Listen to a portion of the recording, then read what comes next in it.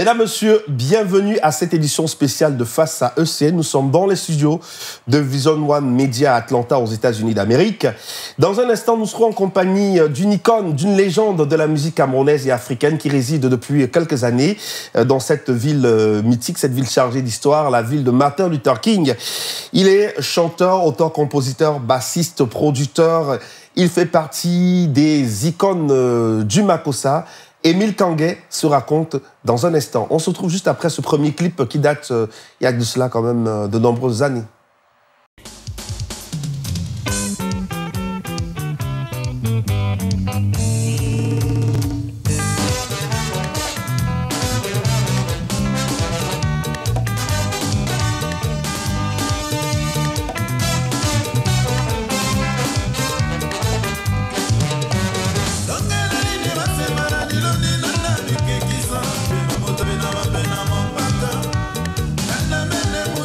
Demana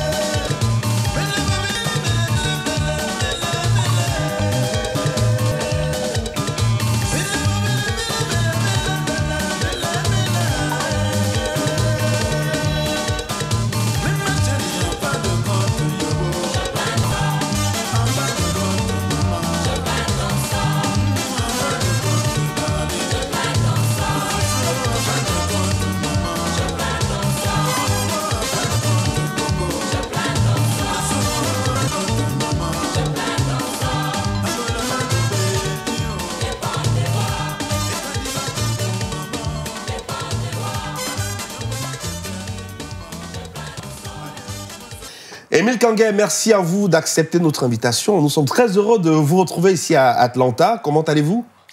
Je vais très bien, Eric. Fier que vous soyez à Atlanta, dans ma ville. Et un grand bonjour à Valet Chung, Vision One. Voilà. Alors, on vient de regarder ce clip « Je plains ton sort ». C'est une chanson qui vous colle à la peau, finalement, comme toutes vos chansons, d'ailleurs, Émile Kangué. Écoutez, tout ce que je peux vous dire, c'est que c'est du bon travail, des recherches. Il ne faudra pas être compositeur pour donner, je crois, du n'importe quoi au public. Qu'est-ce qui explique le fait, Émile Kangué, que vos chansons, malgré le temps qui passe, restent toujours d'actualité, qu'on prenne toujours de plaisir à danser ces chansons de Émile Kangué? Écoutez, comme je venais de vous dire tout à l'heure, c'est le travail abattu depuis mes débuts. J'ai pris le temps aussi de courir derrière certains aînés. Je citerai une des personnes comme Epé Médéricha, avec qui j'ai travaillé pendant peut-être 5 ans. Il y a le frère René Emmanuel Luango. Vous voyez que tout cela, c'est du travail abattu. Et comme je disais, faire une chanson ne voudrait pas dire qu'on se lève le matin, on est à la salle de bain. Pendant que l'eau coule sur toi, tu es en train de mimer quelque chose et puis tu te dis, OK, voilà, c'est déjà une composition. Déjà, il faut avoir des paroles. Et après ces paroles, nous avons ce que nous appelons la mélodie. Savoir ce qu'il faut donner au public, ce qui résonne. Et en plus de ça, aujourd'hui, l'électronique est arrivée. Nous, à l'époque, quand nous faisions des enregistrements, c'était dans des modules vraiment médiocres, mais qui résistaient à l'époque. Aujourd'hui, on a un ordinateur et puis une petite boîte à rythme, c'est parti. Nous, c'était du travail bien raisonné parce qu'il fallait à tout prix. C'est vrai que des fois, les chansons étaient très longues, mais c'était par rapport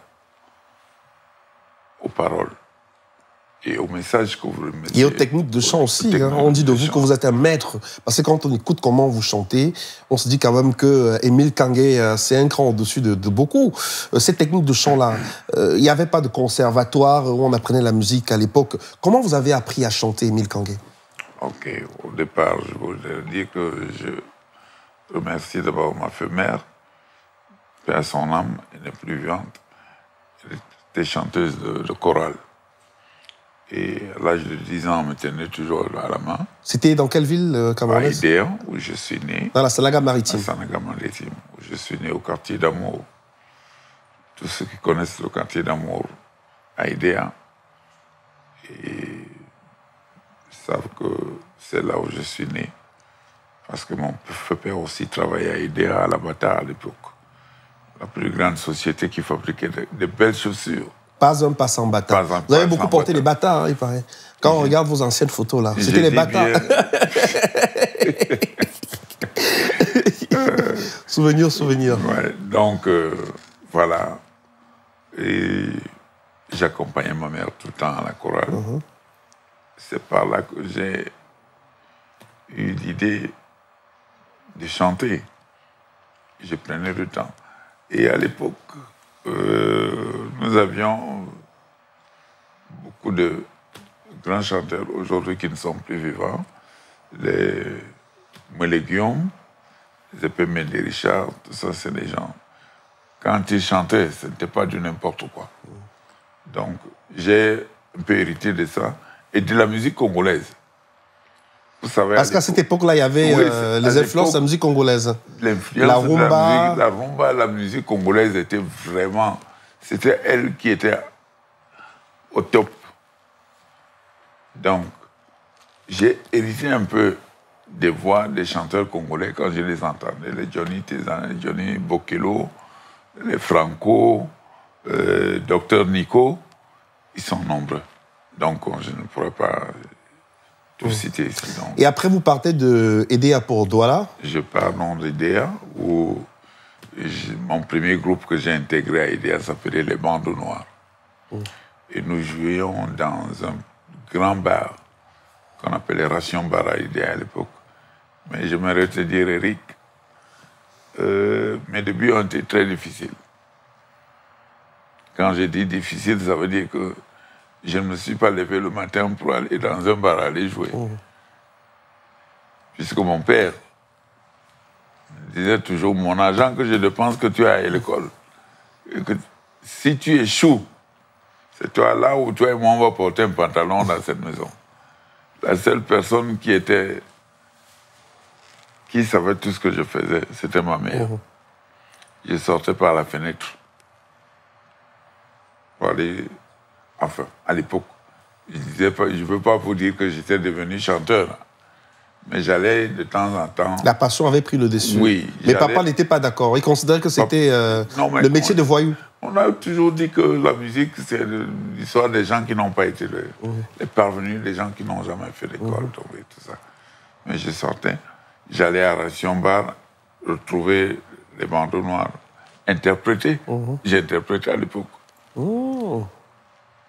Je passais à longueur de journée dans des discothèques, écouter les chansons congolaises. Et vous interprétez quoi comme chanson à l'époque? J'ai interprété les chansons congolaises. Vous avez un souvenir d'une chanson que vous avez beaucoup interprétée, plus jeune encore Il y a Matilda, il y a Johnny Bokilo, enfin que je ne me rappelle plus. Tata Raphaël, tous ces trucs-là.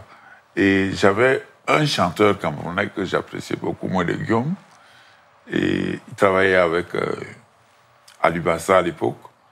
Il était chauffeur, il était musicien. Il a créé les marmites. L'homme la peigné, là, du massa, la moule. Donc, c'est des chansons que j'interprétais. J'interprétais. Et j'avais la passion de jouer à la basse aussi. Et puisque je l'ai dit, vous êtes bassiste. Oui. Donc, quand le bassiste jouait deux fois, j'ai dit, merde, comment je vais faire? Alors, les heures creuses, quand je ne suis pas à l'école, j'allais au bar. J'allais d'abord à la discothèque, je prenais les notes, je les enregistrais dans ma tête, je revenais au bar, j'ai dit, bon, je commence à chercher les notes, les 4 temps des Congolais à l'époque. Et puis je suis entré un peu dans le merengue. Le merengue, bon, on s'est tombé dans le makossa. C'est pour vous dire que c'est très difficile pour moi. Cela n'a pas été facile. C'est pas très... Mais aujourd'hui, vous êtes une icône. Hein. Devenir une icône n'est jamais facile. Hein. Au cours de cette émission, on va revenir sur les moments forts de votre vie. Donc, après EDEA, les bandeaux noirs, c'est Douala, à Bali? Non. Pas encore. C'était pas encore Bali tout de suite. Non. Je suis descendu à Douala et pendant que je suis arrivé à Douala, un soir, je suis sorti. Avec l'autorisation des parents, vous êtes allé à l'époque, papa, j'avais déjà fui. Papa était à aider. Moi, je l'ai fui. Je suis allé rejoindre maman à Douala. Donc, pour avoir ma liberté. Ouais. Donc, je suis sorti un soir, je me baladais. Et je me suis retrouvé à Bali. J'ai vu un orchestre. J'ai demandé si je pouvais être chanteur. C'est comme ça que ça se passait à cette époque-là? Oui. On arrivait, on demandait si on voulait chanter. De toutes les manières, quand j'ai dit arriver, on ne te prenait pas du coup, il fallait qu'on te teste d'abord. Tu devais faire un test pour savoir si réellement tu mérites à tenir un micro. Donc, je suis arrivé, j'ai demandé le chef d'orchestre, m'a présenté le chef d'orchestre.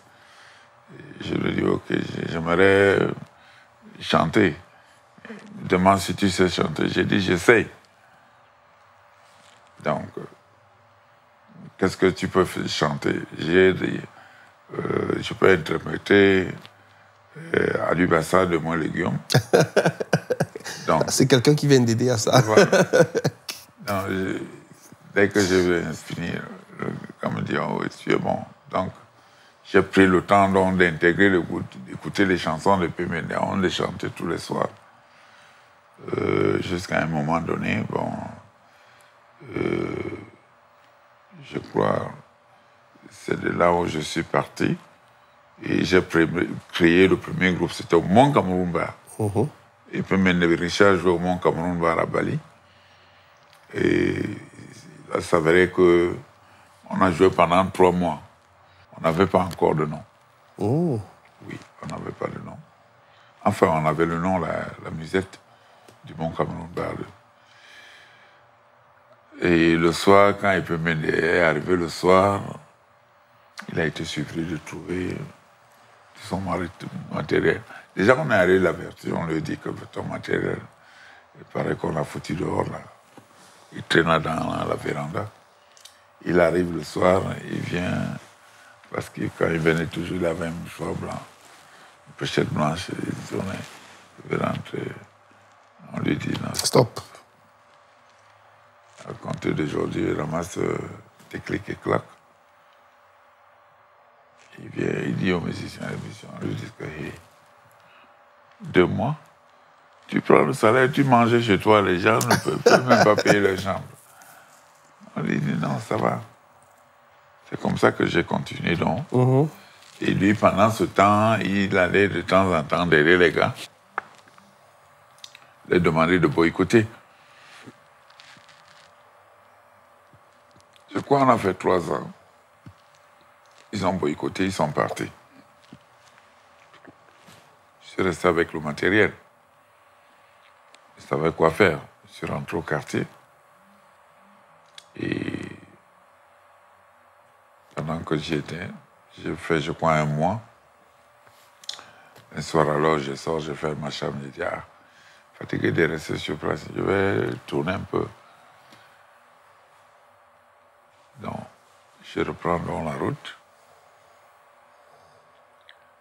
Au lieu d'aller à Bali, je suis remonté, j'allais vers l'hôpital à Quintine, vers la salle de fête. De là, j'arrive au carrefour de l'hôpital à Quintine. De loin, j'entends le résonnement, les guitares qui sonnent. J'avance. Et je me retrouve devant une grande société qu'on appelait Dabouma à l'époque, j'espère qu'elle existe encore. Et à côté, il y avait un bâtiment. J'avance, alors je trouve dedans, j'entends la musique, j'entre. Quand j'entre, je trouve donc Coty François que j'avais déjà connu à Bali, parce qu'il habitait à Bali. Et il venait de temps en temps m'enquiquiner, qui voulait jouer de la musique. Je lui dis, ok, j'ai compris. Parce que quand il venait, on lui dit non, le chef de l'orchestre, c'est le monsieur là. Je ne savais pas qu'il avait vraiment de la passion aussi de chanter. Alors j'entre dans Davoum Bar ce soir, je le trouve avec le micro. C'est Toto que je ne connaissais pas. Toto Guillaume. Toto. Et le feu moi les gens qui étaient l'accompagnateur. Et je retrouve le feu Ignaoué Antoine, qui était le premier batteur. Mais il n'y avait pas de bassiste. Je crois que c'est moi qui tâtonnait à la basse et Toto jouait à la guitare. Donc, le bassiste n'est pas venu. Alors j'entre, je dis, est-ce que je peux aider? Parce que pas tant d'aider déjà, je commençais déjà à jouer un peu, à gratter. Ils m'ont dit, quand il me reconnaît, il me dit, mais je te connais, tu jouais chez Pemene. J'ai dit oui. Un autre bassiste, j'ai dit, mais la guitare basse, on me dit non, le bassiste n'est pas venu. Il nous a plantés et tout. J'ai dit ok, bon, j'ai pris la basse. On a joué jusqu'à la fermeture. Le lendemain, en rentrant, ils m'ont demandé de revenir le lendemain. C'est comme ça que je me retrouve dans le Black Steel. Waouh. Donc c'est comme ça que vous intégrez le groupe Black Steel. J'intègre le groupe Black Steel. Et on a commencé à jouer au Mont Cameroun Bar. Dans Davoum Bar. À l'époque, moi, Neleyum et Los Calvinos a dit que c'était À Pagaille, c'était vraiment la musique. Quand les clients entraient dans 5 minutes, 10 minutes, dis donc, allons enchaîner les yeux. Donc, la musique à cette époque-là se jouait beaucoup plus dans les bars. Il y avait des groupes dans les oui, bars. Oui. À Bali, à Aqua. C'était important pour vous d'avoir des groupes. On ne volait pas seul. C'était que des. Non. Parce que j'ai l'impression que dans ces années-là, Émile Kandé, c'était que des groupes. Hein. Même à Yaoundé aussi. Je pense qu'il y avait des groupes aussi de Bikouti. Voilà, même à Yaoundé, il y avait des groupes. Donc, c'est comme ça donc alors que j'ai intégré les Black Steel. Et je crois 2 jours après, le bassiste est venu, on lui a dit non. Non, monsieur, votre place a été prise par une autre personne. Et avec les Black Steel, donc vous allez faire le tour. On a commencé donc un travail de telle enseigne que 2 fois, on jouait dans le bar, il y a 10 clients. Le mois fini, on va demander à notre propriétaire qui s'appelle Papa Toto Kane. On lui dit, mais quand vous avez 10 clients dans le bar, vous voulez que je vous paye comment? Et entre-temps, en face, là, chez Nelly, comment il s'appelait, le Los Calvinos. Los Calvinos jouait à la joie d'été. À la joie d'été. C'est eux qui ravissaient pratiquement tous les clients. Mais tous les clients. Waouh. Tous les clients. Incroyable. Donc, ouais. Il fallait réfléchir à comment relever le défi. Dès qu'on finit de jouer un morceau, on fait des commentaires. On se met à rire. Alors, il est arrivé que James Brown est arrivé au Cameroun. L'américain James Brown. James Brown. Avant, lui, c'était Johnny Hallyday. Et je crois même qu'il y a eu des morts vers Monoprix, là. Parce que tout le monde voulait voir Johnny Hallyday. Je crois 2 mois après, c'est James Brown qui est venu au Cameroun. Donc, le stade Omnisport n'était pas loin de là. Donc, nous, on est dans le bar ici, c'est-à-dire la tonalité du matériel, du bruit qui sortait de l'autre côté. On croyait que les gars jouaient derrière la porte. On reste comme ça. On se posait la question, on dit, ouais, est-ce que nous aussi, un jour, on va jouer comme ça, les gens viennent nous voir, les gens sont pleins.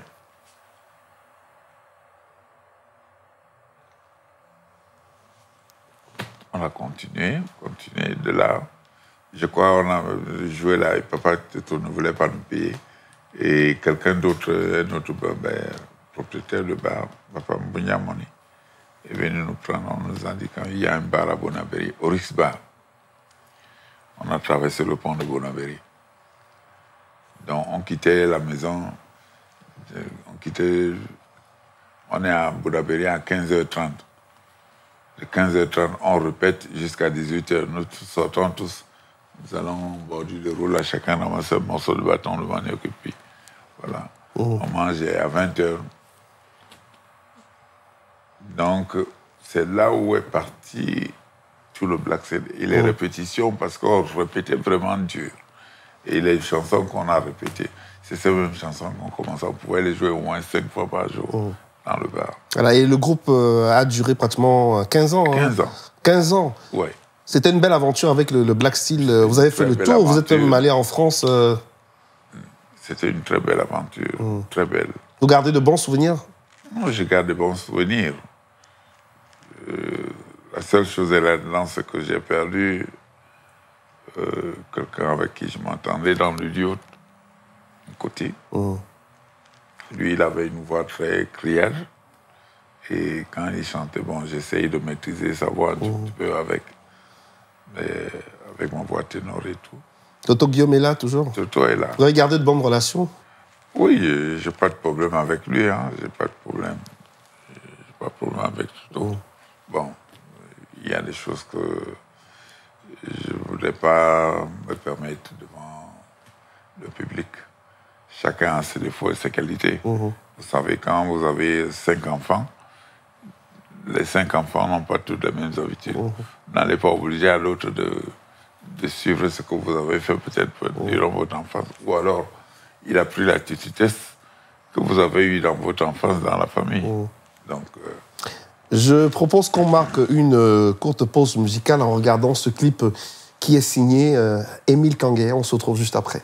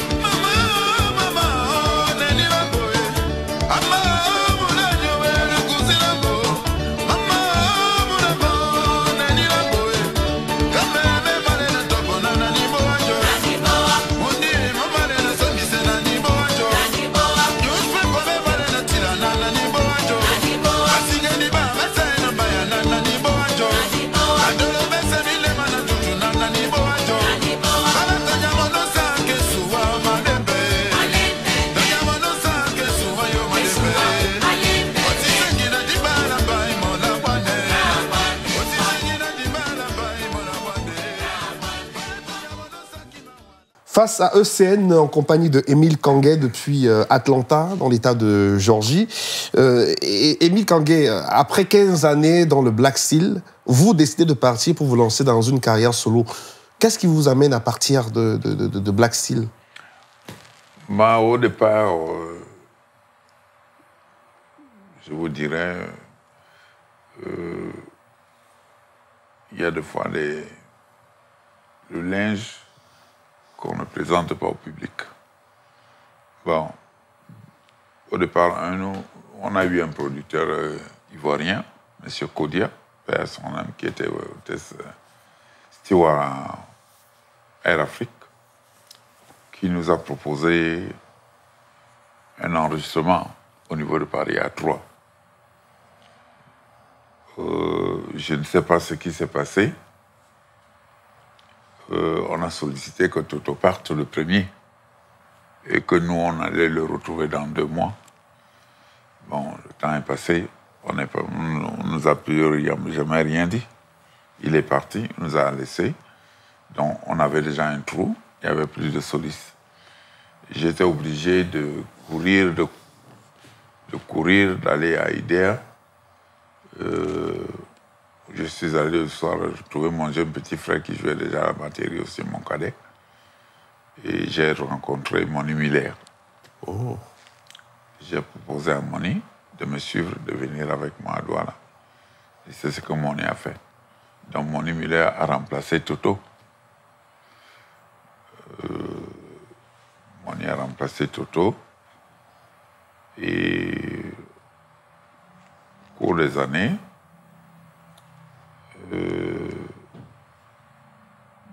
nous avons eu la rencontre d'un monsieur Ibonok Alexandre, qui était un international de football camerounais, qui est venu en vacances.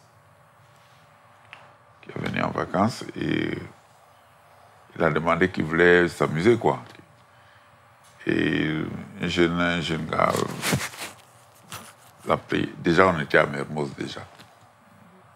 Nous sommes partis de la joie d'été, Mont Cameroun Bar, de Davoum, Oris Bar.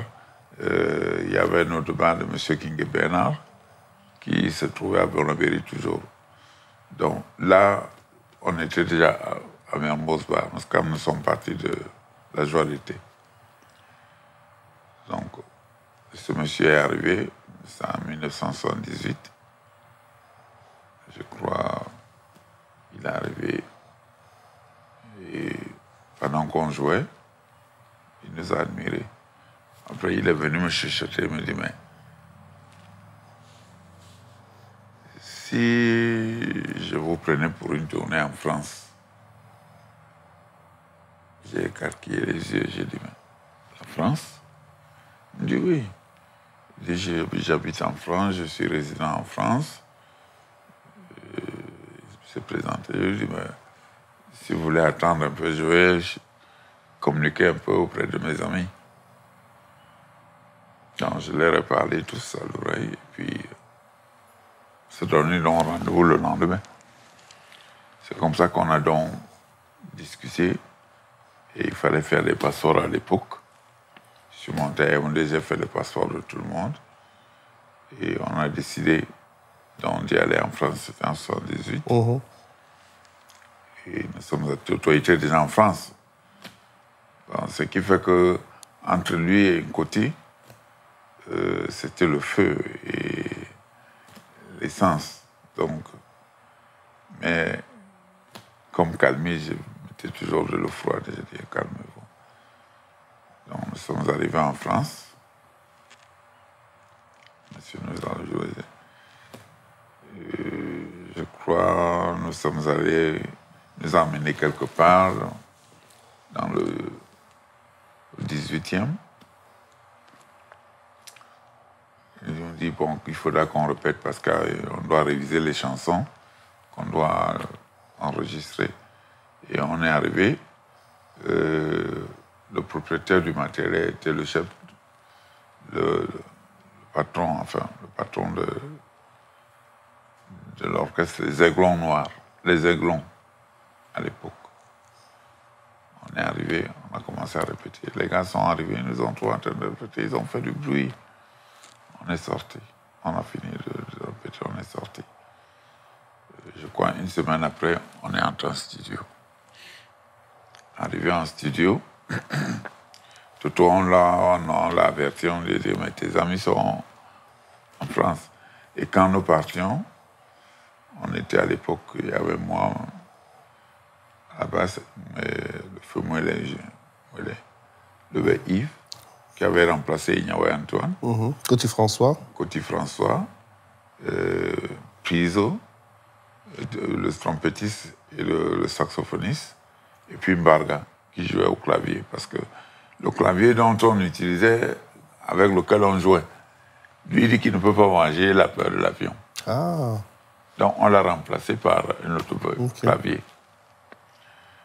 Donc nous sommes arrivés au studio, on a trouvé l'ingénieur de son qui arrangeait les trucs. Il prenait les pupitres, mettait devant chacune des chaises de chacun. Donc on a fini. Il dit, OK, on est prêt. Puis, qu'est-ce qu'on lui a dit? On lui a dit qu'il y a un jeune groupe, des jeunes Africains qui viennent, c'est des guitaristes. Donc, on est entré. Chacun a réglé sa guitare comme il se devait. Nous nous sommes accordés. Il vient alors, il me dit, mais où sont vos partitions? Je lui dis, partie combien? Il me dit, partition. Il dit, ce que la musique écrite là. Ah, je lui dis, OK. Il dit que c'est là-dedans. Laissez-nous jouer, vous allez comprendre que les partitions sont là dans la tête. Je dis que c'est là-dedans. Il dit, mais comment ça peut être dedans? Je lui dis que c'est là-dedans. Il dit, OK, bon, allons-y. On a donc commencé une chanson. On l'a jouée jusqu'à la fin. Il dit, c'est fini, on lui dit oui. Le gars ne comprenait rien. Il ne comprenait rien du tout. Comment les gens peuvent jouer sans partition. Chanter sans avoir des papiers devant avec les paroles, rien. Il tourne pendant 10-15 minutes. Il dit, est-ce que vous pouvez encore me refaire la même chanson? Je lui dis oui. Si c'est la chanson que tu as en tête, on refait la même chose. On tape encore jusqu'à la fin. Le gars ne comprenait rien. Il écoute la première version, il écoute la deuxième. Il dit non, c'est pas croyable. Vous pouvez refaire la même chanson? On dit oui. On refait. 4 fois, on a enregistré. Il prend les versions, il enlève la bande. À l'époque, c'était les bandes magnétiques. Il enlève la bande, il met de côté. Il prend une autre bande. Il dit, est-ce que vous pouvez faire une autre chanson en dehors de celle-là? On recommence une autre chanson, on a fini. Dès qu'on a fini, ce jour-là, je crois, on avait fait 4 ou 5 chansons. Donc, il nous dit, bon, le studio est fermé, on reprend demain matin à 9h. Quand on revient le lendemain matin à 9h, on trouve des ingénieurs de son comme ça, femmes comme hommes, plein dans le studio. Et ils sont venus tout parce qu'il leur a dit que j'ai jamais vu dans sa vie des gens qui jouent sans partition et ils jouent tous. C'est-à-dire qu'il a fait venir d'autres ingénieurs de son pour témoigner de cette réalité-là. Si réellement, oui, c'est effectivement... si réellement c'est que le gars leur dit là. Et vous avez refait la même chose? On arrive, on trouve les gens pleins. On lui demande c'est quoi? C'est des musiciens, c'est des gens qui doivent enregistrer. Comment ils sont là avant nous? Il dit non, c'est des ingénieurs de son que j'ai invités pour écouter ce que vous avez fait hier. Il dit que vous avez le plus de tout le monde. Plus. Il dit, ah bon? Il dit, oui. Il dit, OK. Voilà comment on enregistre donc. On fait le 33 tours et on finit d'enregistrer. Maintenant, il fallait rentrer. Nous avons donc demandé à M. Bonoc de nous acheter le matériel.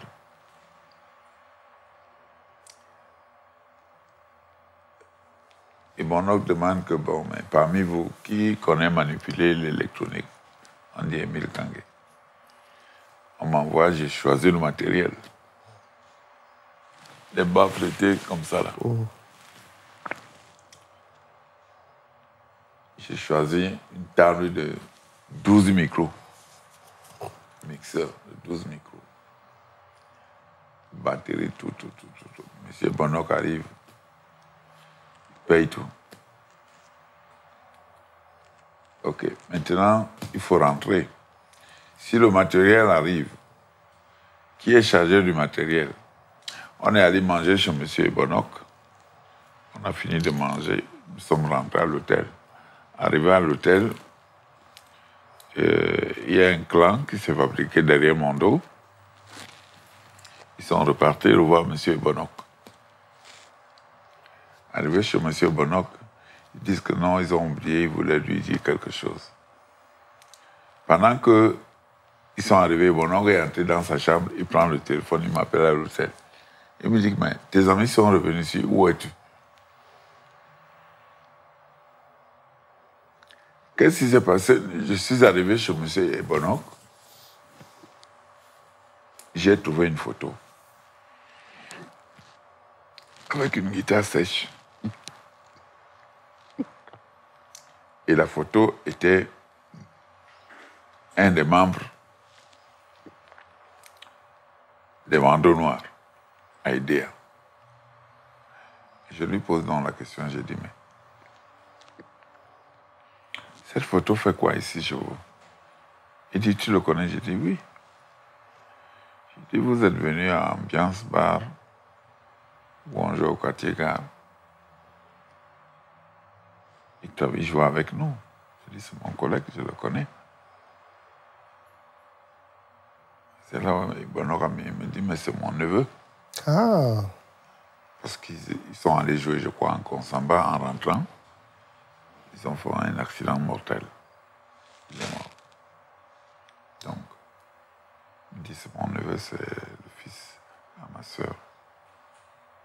Il dit, OK. Il me dit, oui, je me rappelle, je sais que je suis venu à Ambiance Bar. Tu chantais? J'ai dit oui. Oh.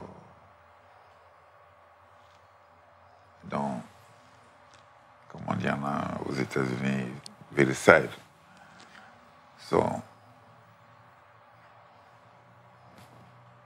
Il a donc dit aux autres, il me dit, bon, je te tiendrai informé de la réunion. Je ne veux pas te cacher. Tu sais, tu es comme mon neveu parce que là, tu me rappelles quelque chose. On a causé à ça. Dès qu'on rentre au salon. Il rentre au salon, il est demandé quel est le but encore de votre réunion. On dit, non. Quand il lui dit, ouais, nous aimerions que le matériel, que chacun garde son instrument chez lui. Il les écoute. Il dit, mais moi, je veux une seule personne qui sera responsable de tout le matériel. Responsable du matériel. Supposons que s'il y a incendie, tu as le matériel de la musique dans ta maison. La maison se brûle. Comment je vais faire? Je veux que vous ayez un endroit. Vous avez dit que vous voulez le matériel pour Mermoz Bar. Puisque Mermoz, le matériel à l'époque, c'était des contreplaqués et puis on mettait les haut-parleurs dans les baffles dedans. Donc, comment vous me dites maintenant qu'il faut que le matériel doit être... Si vous devez aller jouer, chacun doit porter. Je dis que non. Je veux que mon matériel soit dans un seul endroit et un responsable. Je sais que vous serez tous les responsables du matériel, mais je veux qu'une seule personne. Ils insistent. Il a dit, OK, j'ai compris. Rentrez alors. Mais comme vous rentrez la semaine prochaine, d'ici 2 jours ou 3 jours, Kamel va vous apporter le matériel. Il me rappelle. Il me dit, donne donc le compte rendu de la réunion. Je lui dis, OK. Si c'est ce qu'il décide, tant mieux. Et là, il me dit, bon, tu vois, moi, quand ça commence comme ça c'est déjà des choses que je ne voudrais plus, je ne peux plus tenir. Donc, tu es le seul à savoir que comme vous rentrez comme ça, le matériel ne vient plus. Oh là là. Je rentre demain, récupérer mon chèque, mon argent. Tu es le seul. Mais qu'est-ce qu'on vous reprochait en fait? Non, déjà, c'était que je suis plus intelligent que tout le monde. Et je pense que je connais beaucoup de choses, donc moi je me suis tué. Donc ces rivalités-là existaient déjà dans le monde de la musique. Ça ne date pas d'aujourd'hui, Émile Kangué? Non, non. Donc vous étiez dans Black Steel, mais il y avait déjà ces petites rivalités entre les membres du groupe. Donc vous n'êtes pas parti de votre propre chef, c'est qu'on vous a exclu d'une certaine façon. Puisqu'on tenait des réunions sans vous consulter. Ils sont arrivés, ils ont parlé au patron, ils disent que non. Et comme ils sont revenus là, le matériel va arriver mercredi, je ne fais plus partie du groupe.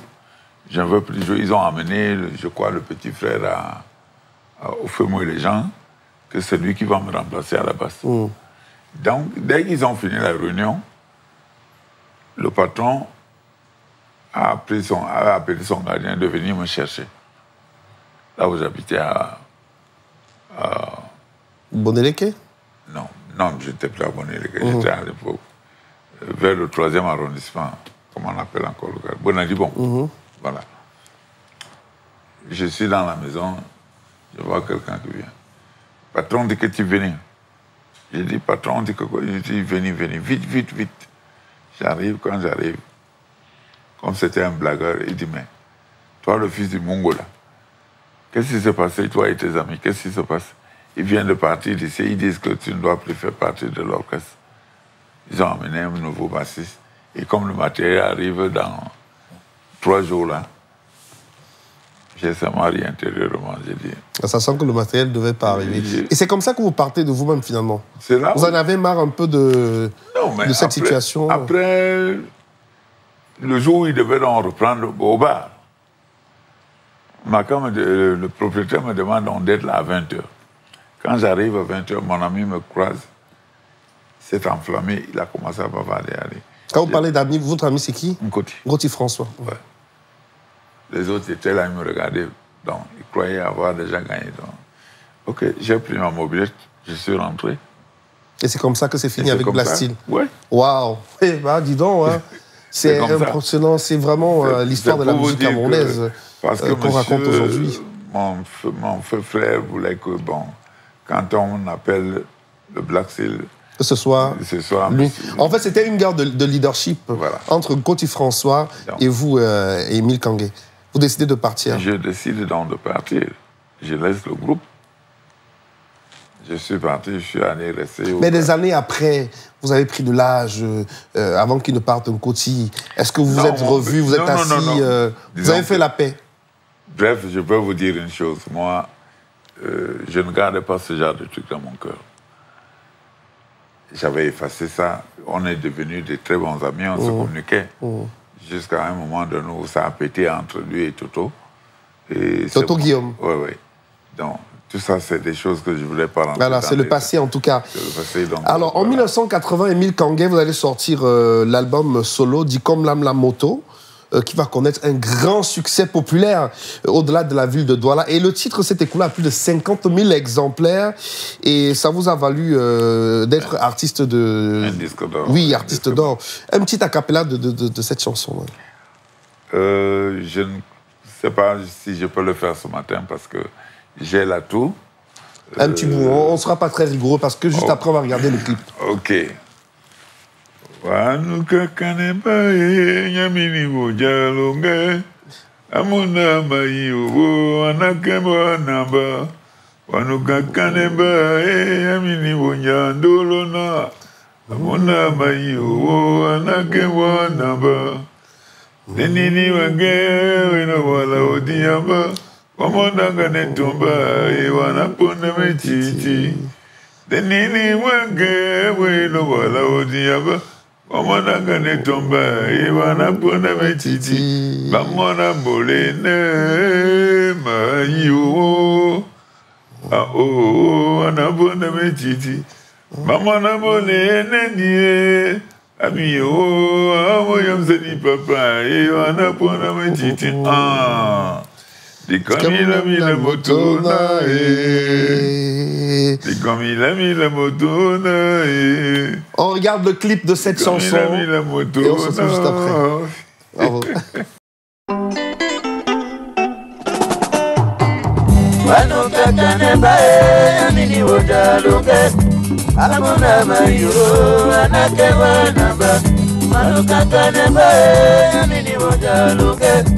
Amuna mayo anapewa naba Enini wakawe no wala odiaba Wamonanga netomba anapona mechiti Enini wakawe no wala odiaba Wamonanga netomba anapona mechiti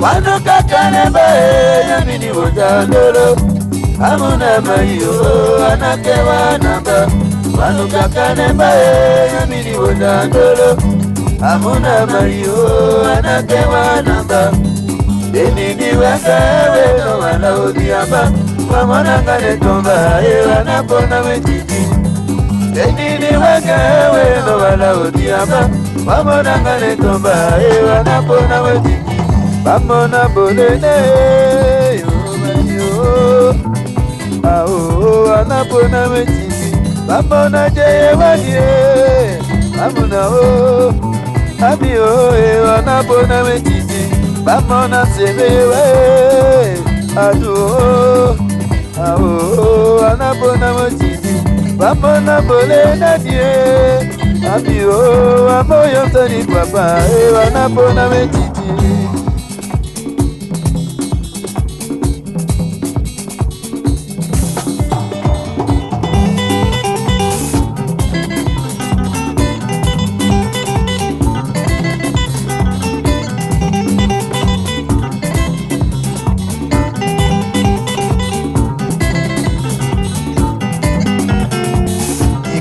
Mila motona Kamila mila motona Kamila mila motona Kamila mila motona Kamila mila motona Oh Panama yo mayi Panama yo señona Oh Panama yi señoye Ayo unadi kudu señor Dikono señona Obo ni bayi o ani toma bana bana Obo ni bayi ani diyama keya Obo ni bayi ani toma bana bana Obo ni bayi ani diyama keya na anu Kamila mila motona Kamila mila motona Kamila mila motona Kamila mila motona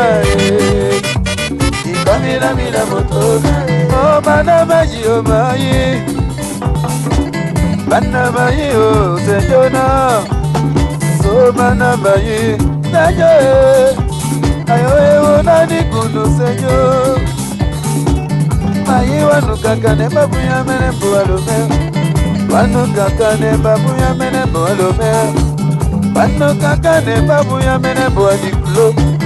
Wano kakane babu ya mene boa. En 1987, Charlotte Mangova fait la reprise de cette chanson. Ça sera aussi un autre succès. Mais justement parce que l'histoire me revient d'une dame qui s'appelle Madame Mailly, Delphine, qui réside actuellement aux États-Unis, c'est avec ses enfants. Je l'ai rencontrée chez une tante et ma tante m'a présenté. Elle lui a dit, ah, voilà mon neveu dont je t'ai dit qu'il chantait.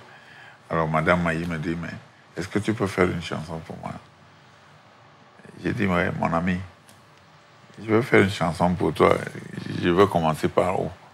Elle me dit, non, je vais te raconter une anecdote. J'ai dit, ok, nous sommes donc restés. Et elle m'a raconté l'histoire de son mariage, la rencontre avec son mari à Paris à l'université. Ils ont fréquenté, ils ont fait tout ensemble. Ils ont eu des licences ensemble. Et ils sont revenus, le mari était le directeur de la FODIC. Au Cameroun, elle, comme elle n'avait pas encore de poste, elle était professeure à l'université de droit. Donc, mais depuis un certain bout de temps, son mari ne dort plus à la maison. Monsieur rentre seulement peut-être pour se changer et il ressort. Donc, elle m'a raconté ça comme ça. J'ai dit, OK, j'ai pris note. Ça m'a donné une idée. Donc, ce même soir, je devais rentrer sur Douala. Arrivé dans le bus, j'ai commencé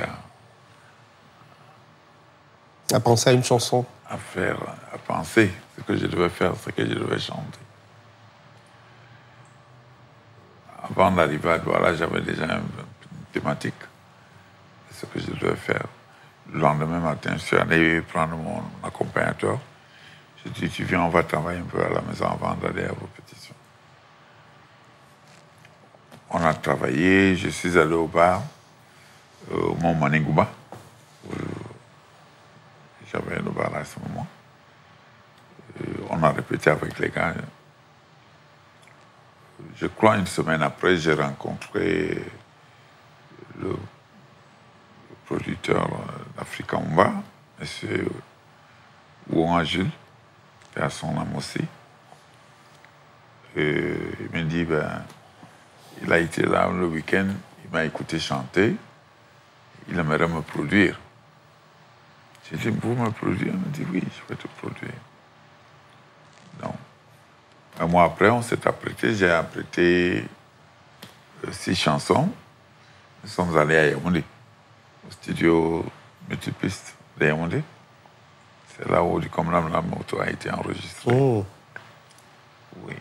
Avec comme ingénieur M. Mpoil, le feu Mpoil, qui n'est plus vivant aujourd'hui. Donc, on a enregistré. Mais Comme la moto, je ne m'attendais pas à ce succès. À ce succès-là, ouais. Puisque c'est une chanson que j'ai faite en dernier lieu. C'est-à-dire que moi, je la mettais, je disais que c'était le complément. Un peu comme Sol Makossa de Manu Dibango, Face B, c'était pas la chanson qu'on mettait en avant. Je mettais la chanson, je me suis dit que OK, c'est là où le succès est venu. Donc, quand la chanson est sortie, M. Wonga est venu en France, il a précédé. Madame Maillé avait acheté, je crois, elle avait pris, 350 disques qu'elle a acheté pour distribuer à sa belle famille, tout ça. Donc, moi-même, j'ai été surpris, je ne peux pas vous mentir, Eric. Si je vous dis que je m'attendais pas du tout à ce succès. Et j'aimerais qu'on avance un peu, parce qu'en 87, donc, il y a la reprise qui est faite par Charlotte Mbango. Et c'est toujours un succès. Oui, puisque... Et déjà, au départ, je vous dirais une chose. Beaucoup de gens ne savaient pas. On croyait que c'était sa chanson à elle. Oui, mais pourtant, Charlotte Mbango est arrivée bien après vous, quand même. Oui. La chanson était de vous. Elle était choriste dans le studio. À Paris, elle ne chantait même pas encore. Puisqu'elle allait en France pour ses études. Non, elle est allée pour ses études et je l'ai rencontrée là-bas. Donc, voilà comment Comme la moto a pris l'ampleur. Vous avez aimé la version de Charlotte Mbango? Bien sûr. Vous étiez content, vous lui avez dit que vous étiez content de cette version? Non, j'ai fait beaucoup de spectacles, même à Washington, à New Jersey, à New York, avec elle, avant qu'elle ne passe de travers. Après, il y a eu aussi l'album Douala Info. Et sur Douala Info, vous avez révélé de nombreux talents. Vous avez fait appel à des jeunes étoiles de la musique camerounaise. Je vais parler notamment de Sissi Dipoko. Oui, comme je vous disais, Sissi Dipoko était une choriste du feu Manu Dibango, même Charlotte Mbango. Il y a aussi Penda Ndalé, avec qui vous avez beaucoup collaboré. Penda, c'est moi qui ai fabriqué Penda. Oui. Parlez-nous brièvement de Penda Ndalé. Je suis le fabricant de Penda quand j'habitais Bonadibon. Aïe, ouais, Bonadibon. Oui, Penda habitait non loin de là. Il était derrière le commissariat du 3e. Et déjà, au départ, quand il est venu, il est passé un jour, il me dit qu'on lui a dit qu'il y avait la marine qui embauchait recrutait. Je lui ai dit, OK, bon, comme tu vas aller à l'armée, vas-y. Mais on répétait tous les jours, tous les soirs. On a fait beaucoup de chansons. Et quand j'ai donc j'ai ouvert le Mont Maningouba, j'ai sollicité qu'il vienne jouer avec moi. C'est comme ça que nous avons donc commencé la collaboration, à chanter, à composer, à faire beaucoup de choses ensemble. Aujourd'hui, vous avez plus de 50 ans de carrière musicale et on a l'impression que ça ne finit pas. C'est-à-dire que la magie continue d'opérer. On vous rend hommage, vous a rendu hommage récemment à Washington. La ville d'Atlanta où vous résidez vous a rendu hommage. Vous êtes toujours dans le cœur des mélomanes, Émile Kangué. C'est pour cela que je vous dis, quand vous êtes un bon cuisinier, soyez-en sûr que les gens viendront toujours manger ce que vous préparez. Si je faisais la mauvaise cuisine, qui serait derrière le dos d'Émile Kangué? C'est parce que tout ce que je mets, tout ce que je transmets, ou alors tout ce que je produis, je ne produis pas de n'importe quoi. C'est pour cela que 40 ans, 45 ans, quand vous mettez des chansons d'Émile Kangué, ça fait toujours danser. Et vous inspirez même aussi beaucoup la jeune génération. Je propose qu'on regarde un clip absolument magnifique, Monekwa. C'est des jeunes X-Maléa qui ont d'ailleurs fait appel à vous et qui vous ont rendu hommage. Vous figurez dans ce clip-là. On regarde et on en parle juste après. Voici Monekwa de Émile Kangué avec une version X-Maléa.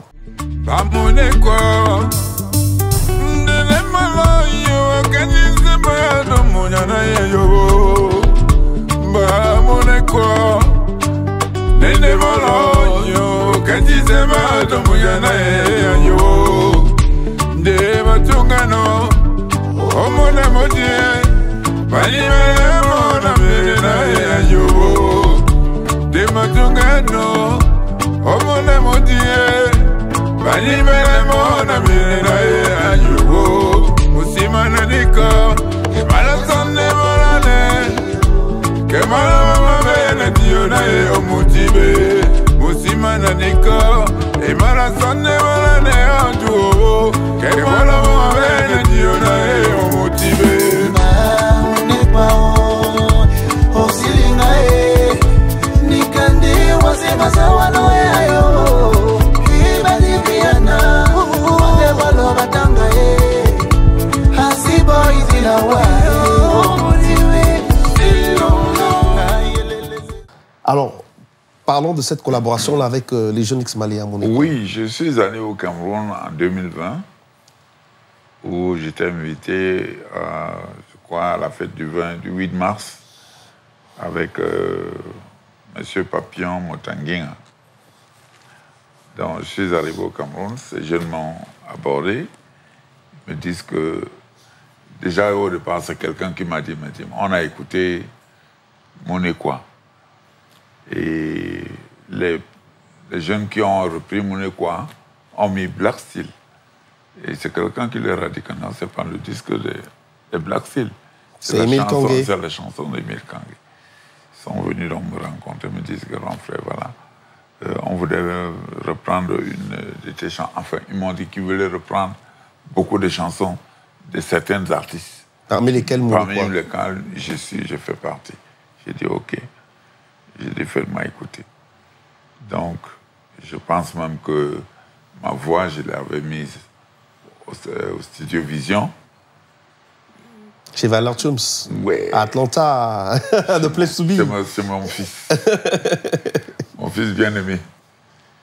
Donc, je leur ai dit, bon, faites ce que vous faites au Cameroun et envoyez-moi les textes ici. Moi, je vais ajouter ma voix. C'est comme ça que la chanson a été donc faite. Et en 2021, je suis venu au deuil de mon frère de sang, Coty François. On dit, ben, on va faire une petite vidéo et tout. J'ai dit, OK.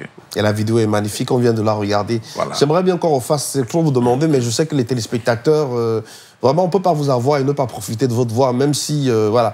On va refaire encore ce petit bout de Monekwa. Monekwa parle de quoi, en fait? Monekwa, c'est l'histoire de quelqu'un qui raconte l'histoire d'un piroguier de Batanga. Ça veut dire que c'est comme tu tiens quelqu'un à la main, tu lui fais traverser la rivière. Et arrivé de l'autre côté, lui se fout de ta gueule. Oh là, l'ingratitude. Voilà. Donc, Monekwa signifie quelqu'un qui a... C'est en quelle langue? Oui, En Douala. En Douala. Ouais. Qui a œuvré. Supposons, je vais donc vraiment être plus terre à terre. Il y a la guerre de ce côté de la rive. Vous avez profité, vous prenez la pirogue, vous traversez, vous dites que bon, l'autre côté est bon. Vous arrivez de l'autre côté. Quand vous arrivez de l'autre côté, au lieu d'attacher la pirogue... Pour permettre... Non, pour qu'elle soit là, parce qu'on ne sait jamais. Vous avez poussé la pirogue avec les pieds, vous dites, ah, ok, tu nous as servi, tu ne nous sers plus à rien du tout. Donc, pendant que vous montez, vous trouvez qu'il y a encore la guerre de l'autre côté. Vous trouvez qu'il y a la guerre de l'autre côté. Et finalement, vous ne pouvez plus repartir parce que vous avez... Vous rentrez maintenant, la pirogue est en train de chavirer. Comment vous allez... Ouais. Alors, on fait un petit acapella de Mounekwa, même si on a regardé le clip tout à l'heure.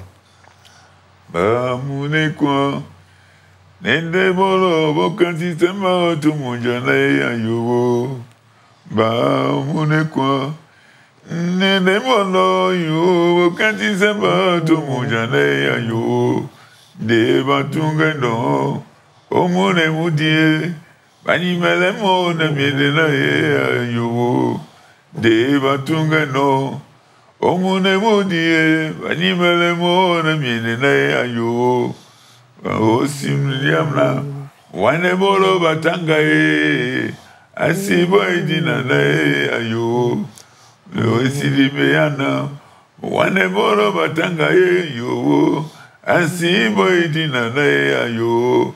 Va Mounekwa, osilinga nikande wase masawano ayo. Ba Mounekwa, osilinga yo, nikande wasema sawano ayo, osidimeyana muwane bolo batanga asibo idina na ayo. Ne soyez pas des Mounekwa, soyez reconnaissants dans la vie parce que voilà, les choses peuvent changer, aucune situation n'est éternelle. Alors, vous allez partir du Cameroun, la France, et puis vous êtes aujourd'hui aux États-Unis. Qu'est-ce qui vous a motivé à vous installer aux États-Unis? Oui, disons que les États-Unis, j'ai été sollicité par un bienfaiteur dont je vais taire le nom, qui est arrivé au Cameroun. Et un soir, je me baladais, j'ai entendu la voix de quelqu'un m'appeler dans un hôtel à Yaoundé. Le Grand Moulin à Yaoundé. Je me suis arrêté, donc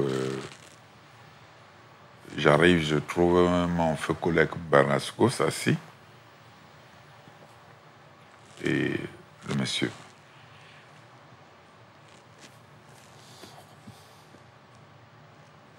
Pendant qu'on s'est salué, on a bavardé, il s'est pris. Et je venais de vivre un traumatisme. Donc je pense que je n'ai pas besoin d'entrer dans les détails de ça, tout le monde le sait. Un traumatisme sur le plan familial. Sur le plan familial.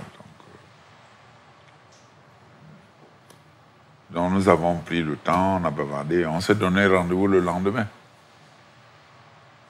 Et nous nous sommes retrouvés au restaurant. C'est là où il me demandait si je pouvais me déplacer pour une tournée aux États-Unis. Je lui ai dit oui. Donc, quand je rentrais ce soir, il m'a demandé de venir avec mon passeport. Il ne savait pas pourquoi. Donc, je lui ai dit OK. Je suis venu avec le passeport. Il me dit, tu peux voir? J'ai dit non, je n'ai pas tué quelqu'un au Cameroun. Je n'ai rien fait. Même comme les Camerounais ne croient toujours pas à ce que l'on dit. Et vous savez, nous sommes traités de sorciers, de magiciens, de tout ce que vous voulez. Moi, je ne connais pas ces choses-là, donc voilà. C'est donc là où nous avons donc eu le temps de bavarder, de causer. On a fini de bavarder, on a fini de se dire tout ce qu'on devait se dire. Je dis, bon, je voudrais que vous veniez. Déjà au départ, il faudra que vous fassiez vos papiers. Ben, en partant, où il devait rentrer, il me dit, bon, j'ai un groupe d'amis qui vont vous accompagner. fallait demander le visa. Ils sont vos musiciens, chanteurs, bassistes, danseuses, machin. Et c'est comme ça que les choses... Vous êtes arrivé dans quelle ville quand vous venez aux États-Unis? Je suis arrivé dans cette ville. Ah, directement à Atlanta. Vous avez toujours été à Atlanta? Je ne me suis jamais déplacé. Je suis toujours dans la ville d'Atlanta depuis que je suis arrivé. Et c'est là où je mène ma petite vie.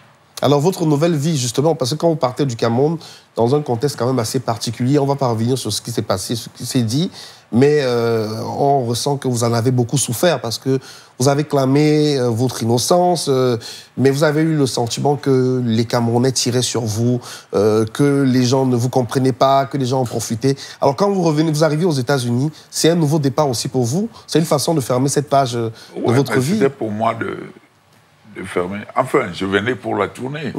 Je ne venais pas m'installer, puisque je venais faire une tournée de 3 mois. Et finalement, vous êtes resté à Atlanta? Je suis arrivé, j'ai fait la tournée.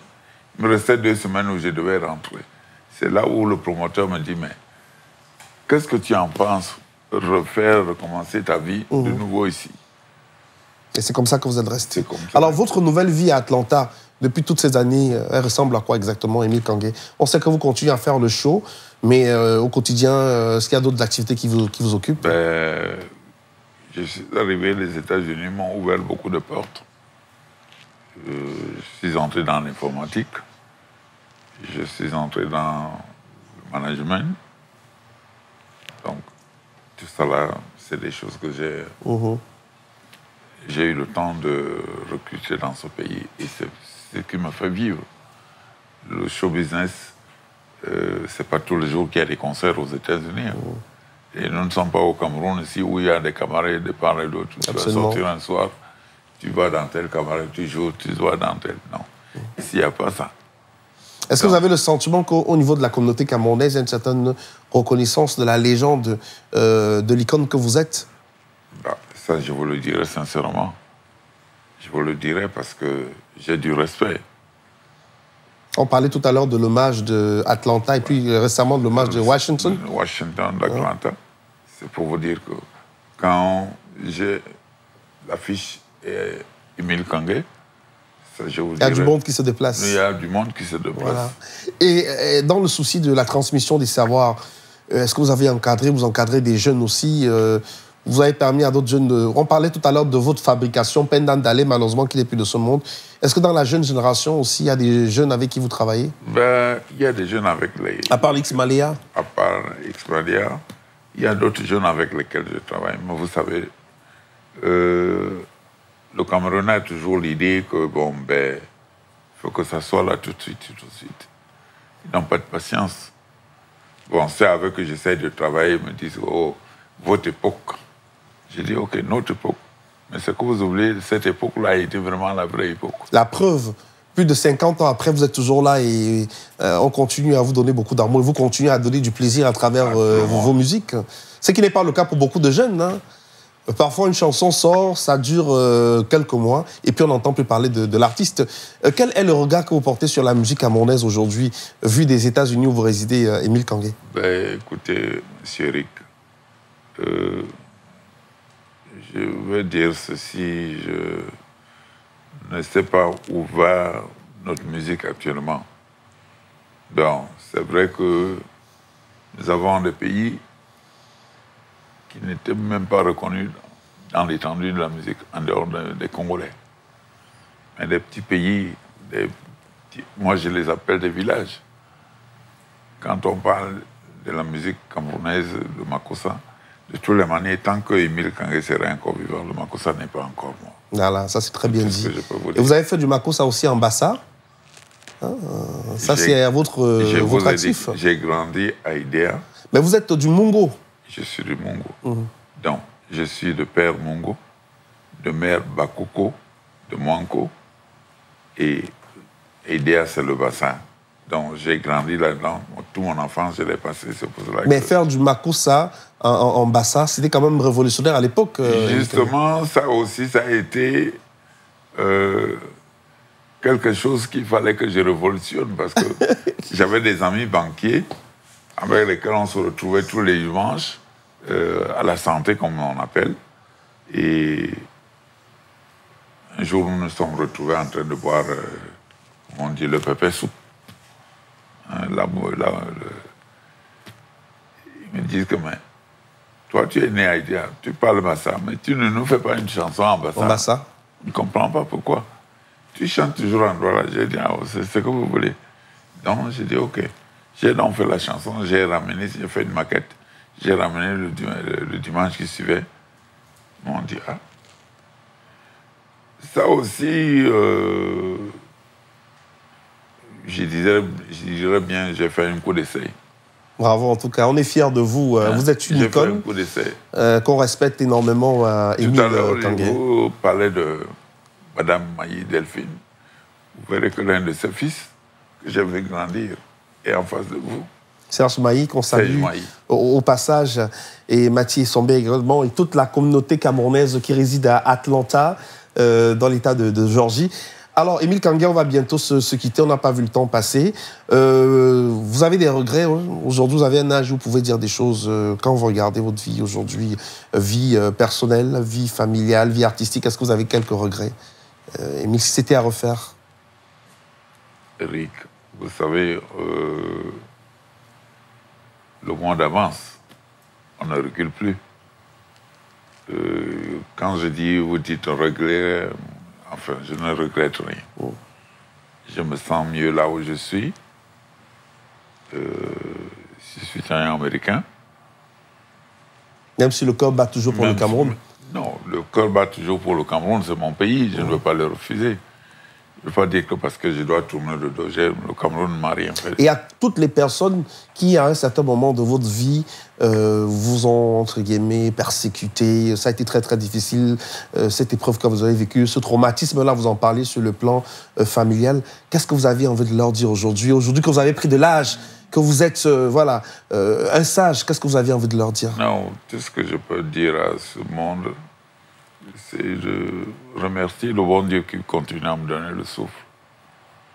Et que chacun, il y a ceux qui ont pris le mauvais chemin aujourd'hui, peut-être en me persécutant, ne sont plus vivants. Je ne les en veux pas. Tout ce que vous faites ici-bas, vous avez le salaire de Dieu. Quand nous parlons le bon Dieu qui est là-haut, on dit tous les jours, oh, il ne nous aime pas, ou il ne fait pas ceci, mais bon Dieu voit tout ce que nous faisons. Parce qu'avant de te réveiller le matin, Dieu sait ce que tu penses, ce que tu dois faire, là où tu dois aller. Il faut d'abord le remercier. Alors, des projets? Comment vous... Oui, actuellement, je vais en tournée à Paris, le mois prochain.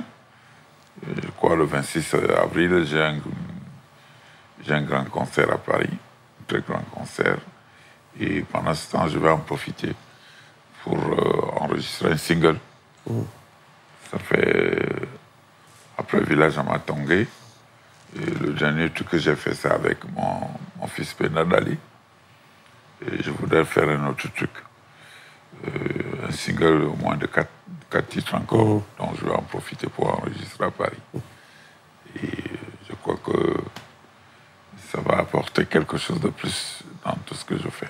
Tant que Émile Kangué sera vivant, le Makossa ne va pas mourir du tout. J'ai dit que le Makossa ne mourra pas. Voilà. Dernier mot à vos fans qui vous regardent au Cameroun en ce moment. Qu'est-ce que vous leur dites, Émile Kangué? Vous regardez votre caméra et vous leur parlez? J'ai dit bonjour à tout le monde, à tous mes fans. Je vous remercie beaucoup de la teneur Je vous remercie beaucoup de la teneur et de ce que je suis des échos. Quand les gens dansent dans les bars, ils m'appellent. Ils me disent, Émile, quand écoute ta musique, je suis très fier. Je vous remercie beaucoup. Et que Dieu continue à nous bénir et à nous donner grâce. Voilà, merci infiniment. Et je vais compléter en disant, ne soyez pas des Mounéquois. Hein, donc il y en a plein. Il y en a plein. Ne soyez pas des Mounéquois. Il y en a plein dont je ne voulais même pas. On va quitter avec le clip de Alom. Alom qui parle de quoi? Alom, c'est l'histoire d'une femme qui était mariée à un ministre. Et elle avait tout. Ça veut dire que madame ne faisait rien. Boy, cuisinier, blanchisseur, chauffeur, tout et tout. Donc, pour elle, la vie était aisée. Elle ne savait pas qu'un jour, si le monsieur n'est plus au poste de ministre, elle va perdre tous ses avantages. Elle va perdre et tous ses employés. Donc, c'est donc là où il va l'histoire. Donc, madame ne savait pas qu'il fallait porter le panier pour marcher à pied pour aller au marché. Et revenir. Faire la cuisine pour faire la cuisine. Il n'y a plus d'argent, c'est-à-dire que maintenant, quand on rentre, il faut entrer dans la cuisine avec le... Et ça donne quoi en chanson? Avant qu'on regarde le clip, un petit acapella de cette chanson.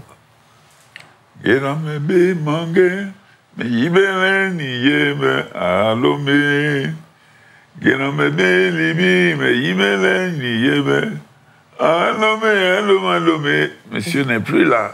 Le mariage, tout est tombé dans l'eau. Merci infiniment, Émile Kangué, d'avoir répondu aux questions de Face à ECN. Nous étions dans les studios de Vision One Media à Atlanta, dans l'État de Georgie. Merci à tous et à toutes d'avoir regardé.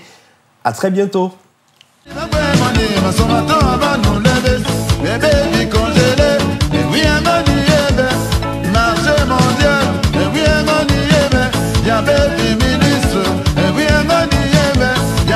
Chauffeur, et bien on y est, conjoncture économie, et bien on y est, allô, mais allô, allô, allô, mais